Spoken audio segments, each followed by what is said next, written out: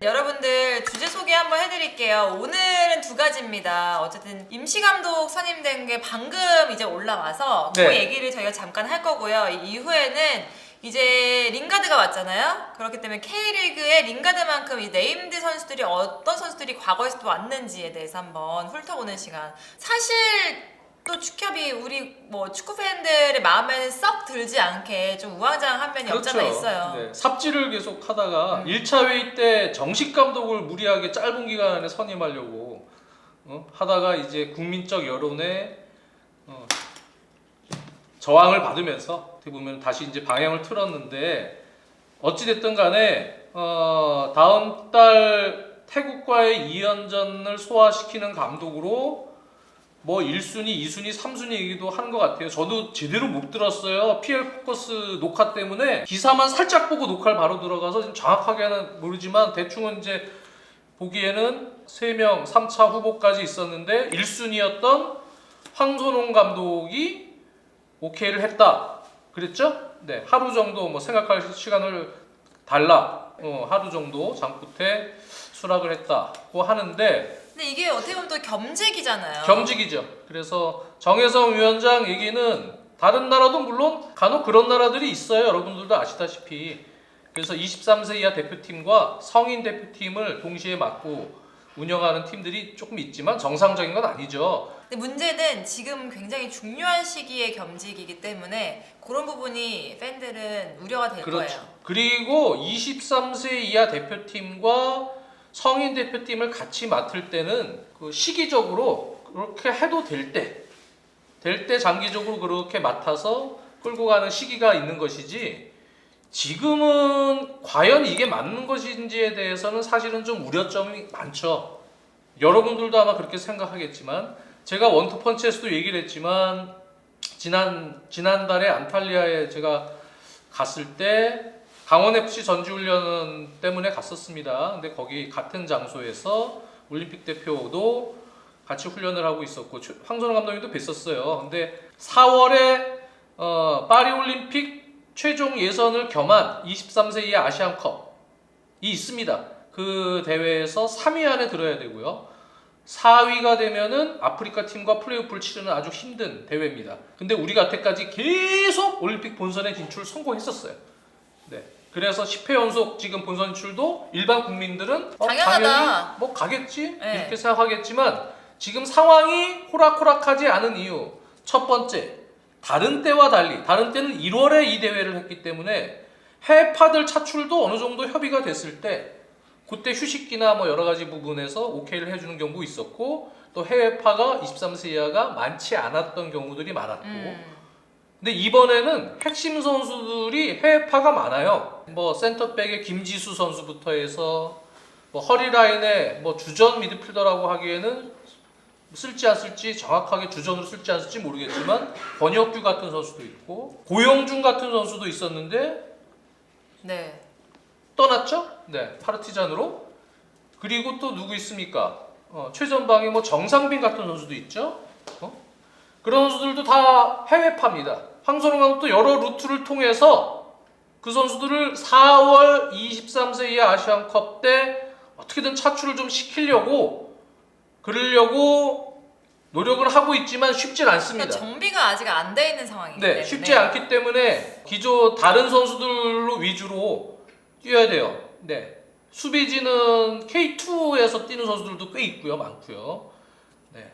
앞선에 있는 선수들도 핵심 선수들이 조금 빠진 상황에서 경기를 치러야 되는 어려운 상황인데 그런 상황이기 때문에 대한축구협회에서도 1월에 안탈리아 전지훈련도 예산을 좀 투입했잖아요.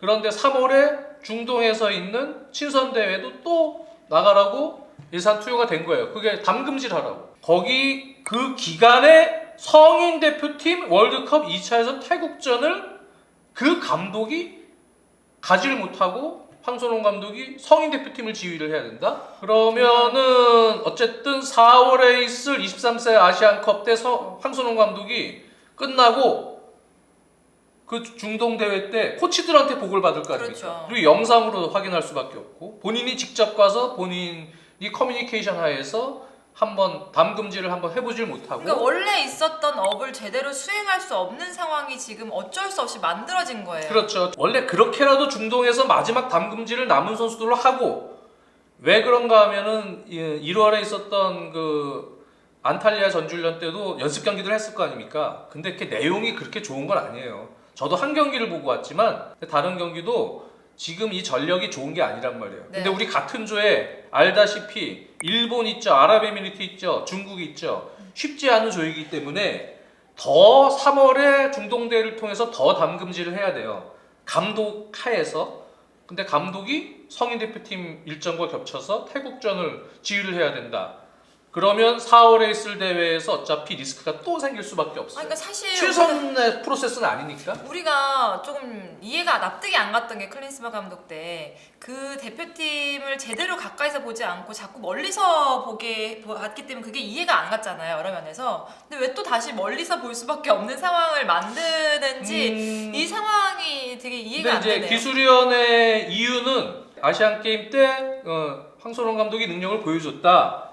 그리고 아시아 팀들에 대한 어떤 적응 정보가 또 잘 돼 있다 하고 있는데 그거는 아시안 게임 대표고요. 성인 대표팀은 완전 다른 팀이에요. 그래서 태국은 완전히 또 치밀하게 분석을 또 해야 되는데 이렇게 이원화된 상황에서 올림픽 대표도 신경 써야 되고 성인 대표도 신경 써야 되는 상황에서 과연 집중도가 생길 수 있겠느냐. 그런데 어쨌든 황선홍 감독은 조금 생각할 시간을 달라 하고 다음날 결정을 했어요.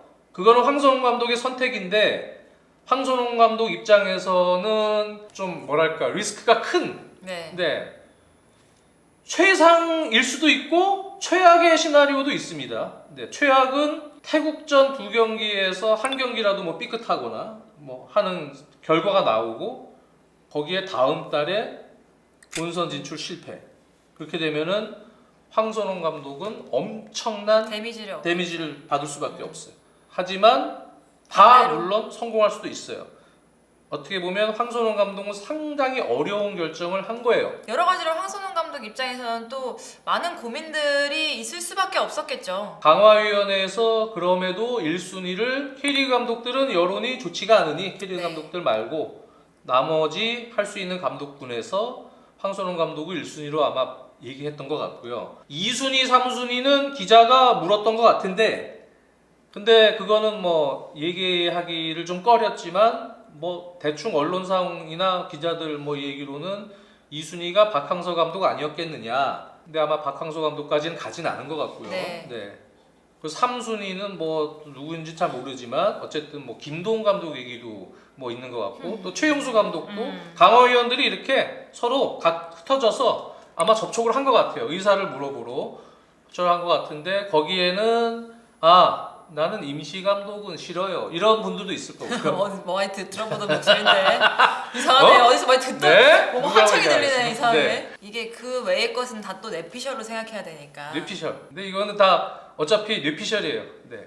뭐 박항서가 뭐 될 것 같다. 막 이렇게 소문 돌았는데 오늘 황선홍 감독 됐잖아요. 네. 그것처럼 밖에서 도는 얘기는 정확한 팩트는 아니니까 임시 감독 황선홍 감독이 지금 어려운 숙제를 맡았어요. 정말 어려운 숙제. 진짜 어려운 숙제. 그것도 코칭 스텝도 이원화식 돼가지고 또 지휘를 해야 되기 때문에 어려운 숙제를 잘 어쨌든 소화시켜 주기를 바라고요. 황선홍 감독님에게 또 행운이 있기를 또 바라고 지금 시간을 벌었어요. 정식 감독을 선임하는 기간 동안 오늘 먹으면 어떻게 할 거냐 했더니 뭐 약간 쭈뭇쭈뭇해지면서 정의성 위원장이 얘기한 것 같던데 뭐 메일도 뭐 왔다.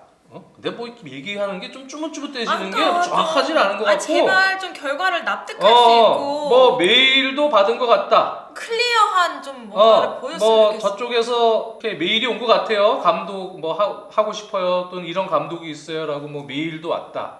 뭐 이렇게 해서 수동적으로 이렇게 뭐 받은 거 가지고. 그럼 그 중에서 그러면 이렇게 감독들 찾고 이러지 말고 저번에도 얘기했지만 움직여야 됩니다. 그런데 돈을 쓰는 거예요, 협회는. 쓸데없는 데 돈을 쓰지 말고 스카우팅 시스템 가동해서 우리가 찾아야 돼요. 오늘 저 기술위원회에서도 얘기했죠. 과연 우리 대표팀이 나아가야 될 방향, 우리 철학이 무엇인지 협회도 이제 곧 나올 거다. 그런 얘기 했어요. 철학에 맞는 감독에 대해서 치밀하게 스카우팅 시스템 거기에다 돈을 쓰는 거예요. 네.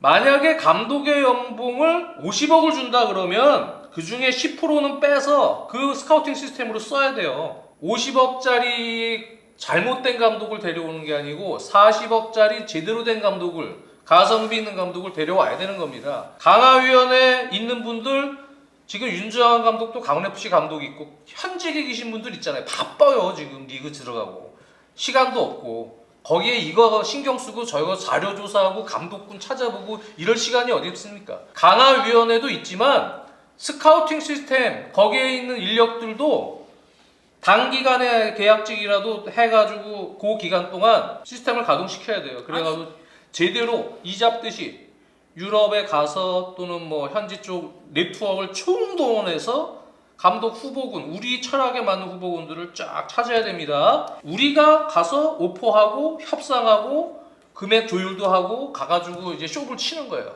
네. 아니, 그게 그러니까 강화위원회와 대한축구협회가 할 일이죠. 감독을 정하는 게 끝이 아니에요. 그게 끝이 아니고 우리가 정말로 원하는 거는 가만히 앉아서 누군가의 제안을 듣는 그런 모습이 아니라 정말 한국 축구 발전을 위해서 국가대표팀을 위해서 움직임을 보여주는 합리적인 움직임을 보여주는 그 모습을 보고 싶은 그러니까 거라고요. 그런 팀은 제가 보면 따로 두고 해야 돼요. 감독 선임. 지금 강화위원회에 계신 분들 다 일들이 있어요. 바빠요. 그런 분들이 뭘 합니까? 아무리 저 시간이 있다래도 다른 분들의 도움이 좀 필요한 겁니다. 그러다 보니까 협회에서도 지금 이러한 거 부분들은 그런 프로세스대로 후보군을 일단 잘 선정하는 게 중요하고 그리고 나서 제대로 된 가성비 있는 그게 돈 아끼는 겁니다. 그렇게 해서 좋은 감독, 코칭 스텝 사단을 잘 영입을 할 수 있는 정말 축구 팬들이 생각하는 것 이상의 팀을 데려오는 게 윈이죠. 협회가? 이런 반응이 나와야 된다고요. 맨날 그럼 그렇지 뭐. 아이고 막 우리 상식 이하 선에서 결정이 되거나 막 이러면은 신뢰를 받을 수 없어요. 협회는 우리 팬들보다 훨씬 더 전문적인 영역의 결정을 할 수 있는 그런 선택이 돼야죠. 이렇게 그렇습니다. 황승현 감독님이 임시 감독으로 왔다는 거 여기까지 얘기하는 걸로 하고 다음 주제를 넘어가 보도록 할게요. 다음 주제 이제 오늘 주제 두 번째 주제 뭐라고요? 두 번째 주제가 링가드가 왔잖아요. 그래서